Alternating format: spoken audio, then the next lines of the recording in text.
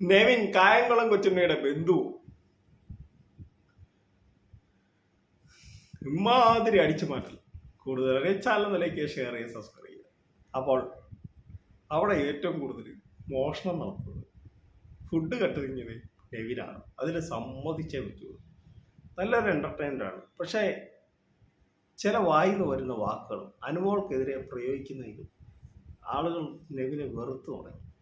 എന്നിരുന്നാലും നെവിൻ്റെ അടിച്ചുമാറ്റൽ ഇന്നലെ പാവ ടാസ്കിലൊക്കെ പല ആളുകളുടെയും പാവകൾ അടിച്ചു മാറ്റുന്നത് അത് എത്ര ഇതായിട്ടാണെന്നറിയാം. അടിച്ചു മാറ്റുന്നത് ആരും അറിയാതെ പുള്ളി എങ്ങനെയെങ്കിലും പുള്ളി അത് അടിച്ചു മാറ്റി വേറെ സ്ഥലത്ത് കൊണ്ടുപോകും.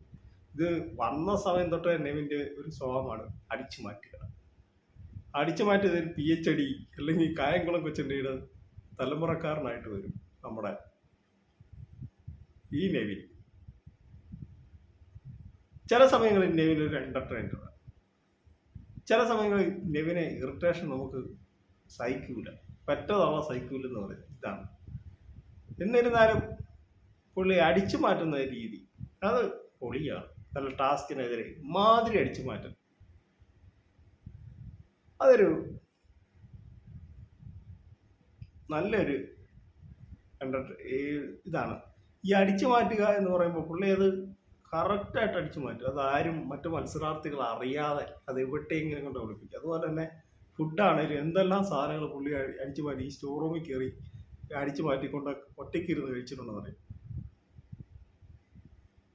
ഇപ്പം ബിഗ് ബോസിലെ ഇവരുടെ എല്ലാം വീട്ടിൽ നിന്ന് വന്ന ആളുകൾ ബന്ധുക്കൾ, അപ്പോൾ അവർ കൊണ്ടുവന്ന ഫുഡൊക്കെ വരെ പല സാധനങ്ങളും നെവിൻ അടിച്ചു മാറ്റിക്കൊണ്ടായി ചെയ്യും. അത് അദ്ദേഹത്തിൻ്റെ ഗെയിമാണ്, പറയാൻ പറ്റില്ല. അത് അദ്ദേഹത്തിൻ്റെ ഗെയിമാണ്. പക്ഷെ ഞാൻ നെവിനെതിരെ വിമർശിച്ചിട്ടുണ്ട്, ഒരുപാട് പിടി ചെയ്തിട്ടുണ്ട്. പക്ഷെ ഇന്നലത്തെ ആ ടാസ്കിൽ പുള്ളിയുടെ അടിച്ചു മാറ്റില്ല, അടിപൊളിയാകണം, പറയാതിരിക്കാൻ പറ്റും. നമ്മളിപ്പോൾ ഒരു മത്സരാർത്ഥിയെ നമ്മൾ അവരുടെ നല്ലത് കണ്ടാൽ നല്ലത് പറയും, അല്ലാതെ മോശം കണ്ടാൽ മോശം പറയും.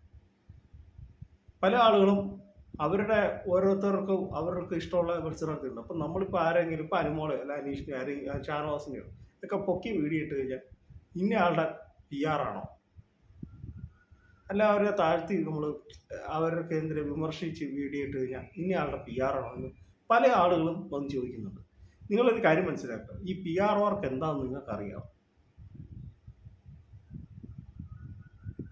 ചുമ്മാ എന്തൊക്കെയോ ഇത് കേട്ടിട്ട് PR എന്താന്ന് ചുമ്മാ അങ്ങ് ഡയലോഗ് അടിച്ചൊക്കെ പറയുന്നേ ഉള്ളൂ.